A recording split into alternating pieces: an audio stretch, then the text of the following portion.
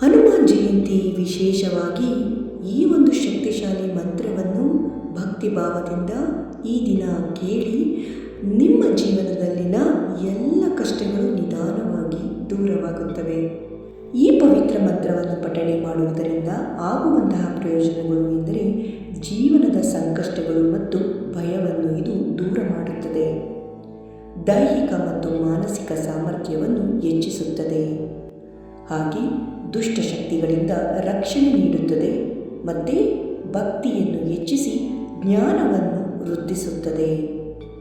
ಬೆಳಿಗ್ಗೆ ಸ್ನಾನದ ಬಳಿಕ ಶುದ್ಧ ಮನಸ್ಸಿನಿಂದ ಇದನ್ನು ಕನಿಷ್ಠ 21 ಅಥವಾ 108 ಬಾರಿ ಜಪಿಸುವುದು ಉತ್ತಮ. ಅನುಕೂಲಕ್ಕೆ ತಕ್ಕಂತೆ ಇದನ್ನು ನಾವು ಜಪಿಸಬಹುದು. ಹಾಗೆ ಹನುಮಾನ್ ಚಾಲಿಸ ಮತ್ತು ಇತರೆ ಮಂತ್ರಗಳೊಂದಿಗೂ ಕೂಡ ಇದನ್ನು ನಾವು ಜಪಿಸಬಹುದಾಗಿದೆ. ಇದು ಸಾಮಾನ್ಯ ಮಂತ್ರವಲ್ಲ, ಇದು ಶಕ್ತಿ, ರಕ್ಷಣೆ ಹಾಗೂ ಯಶಸ್ಸನ್ನು ನೀಡುವಂತಹ ಶಕ್ತಿಶಾಲಿ ಮಂತ್ರವಾಗಿದೆ. ಆದ್ದರಿಂದ ಮಂತ್ರವನ್ನು ಸಂಪೂರ್ಣವಾಗಿ ಭಕ್ತಿಭಾವದಿಂದ ಕೇಳಿ ಹನುಮಂತನ ಆಶೀರ್ವಾದವನ್ನು ಪಡೆಯಿರಿ. ಓಂ ಹೈಂ ಹ್ರೀಂ ಹನುಮತೆ ಶ್ರೀರಾಮದೂತಾಯ ನಮಃ. ಓಂ ಹೈಂ ಹ್ರೀಂ ಹನುಮತೆ ಶ್ರೀರಾಮದೂತಾಯ ನಮಃ. ಓಂ ಹೈಂ ಹ್ರೀಂ ಹನುಮತೆ ಶ್ರೀರಾಮದೂತಾಯ ನಮಃ. ಓಂ ಹೈಂ ಹ್ರೀಂ ಹನುಮತೆ ಶ್ರೀರಾಮದೂತಾಯ ನಮಃ. ಓಂ ಹೈಂ ಹ್ರೀಂ ಹನುಮತೆ ಶ್ರೀರಾಮದೂತಾಯ ನಮಃ. ಓಂ ಹೈಂ ಹ್ರೀಂ ಹನುಮತೆ ಶ್ರೀರಾಮದೂತಾಯ ನಮಃ.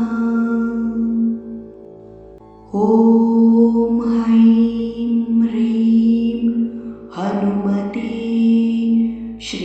ಶ್ರೀರಾಮದೂತಾಯ ನಮಃ. ಓಂ ಹೈಂ ಹ್ರೀಂ ಹನುಮತೆ ಶ್ರೀರಾಮದೂತಾಯ ನಮಃ. ಓಂ ಹೈಂ ಹ್ರೀಂ ಹನುಮತೆ ಶ್ರೀರಾಮದೂತಾಯ ನಮಃ. ಓಂ ಹೈಂ ಹ್ರೀಂ ಹನುಮತೆ ಶ್ರೀರಾಮದೂತಾಯ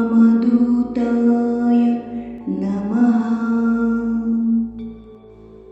ಓಂ ಹೈಂ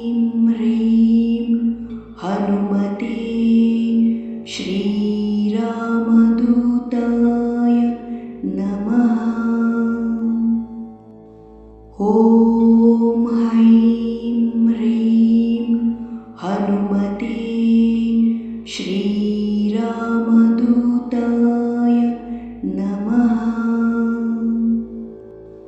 ಓಂ ಹೈಂ ಹ್ರೀಂ ಹನುಮತೆ ಶ್ರೀರಾಮದೂತಾಯ ನಮಃ. ಓಂ ಹೈಂ ಹ್ರೀಂ ಹನುಮತೆ ಶ್ರೀರಾಮದೂತಾಯ ನಮಃ. ಓಂ ಹೈಂ ಹ್ರೀಂ ಹನುಮತೆ ಶ್ರೀರಾಮದೂತಾಯ ನಮಃ.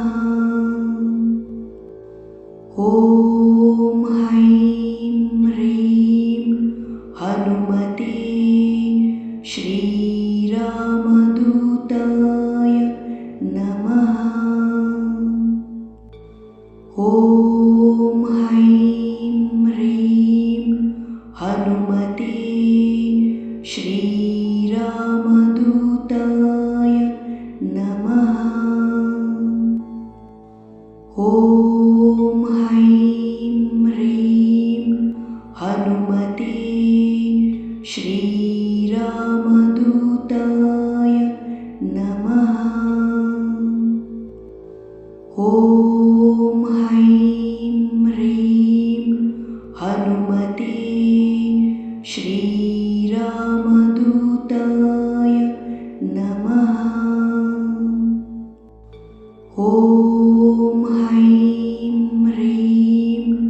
हनुमते श्रीरामदूताय